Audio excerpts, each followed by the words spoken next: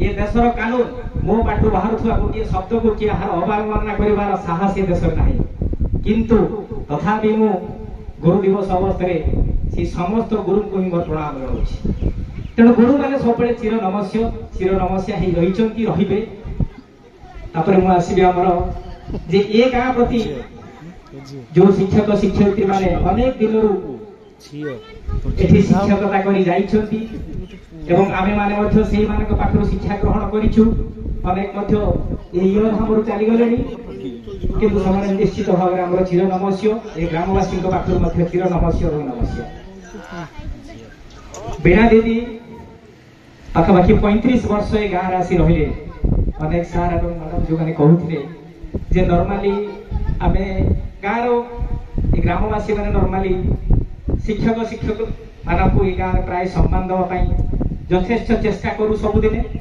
से साधारणतः राजनीतिक आसवाई आम यथासंभव दूरी रखापी चेष्टा करूँ से प्राय आज पर्यंत प्राय हो आसी कौटी छोट मोट बड़ घटना को छाड़देले तेणु सहीटा हूँ गाँव महानता जो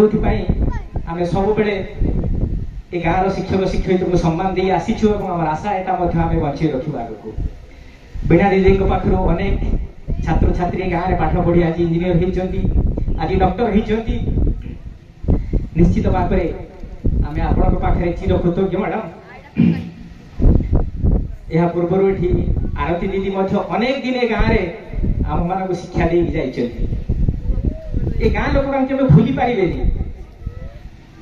मैडम आपणकर अवदान गाँ प्रति बहुत अच्छी आम आपण पाखे कृतज्ञ। आमर पूर्णेन्दु सार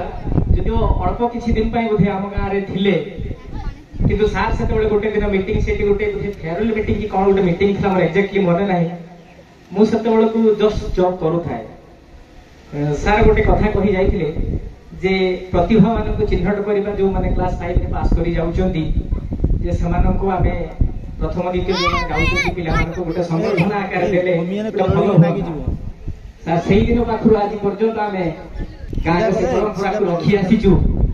से आप जानते कि नहीं जानी ना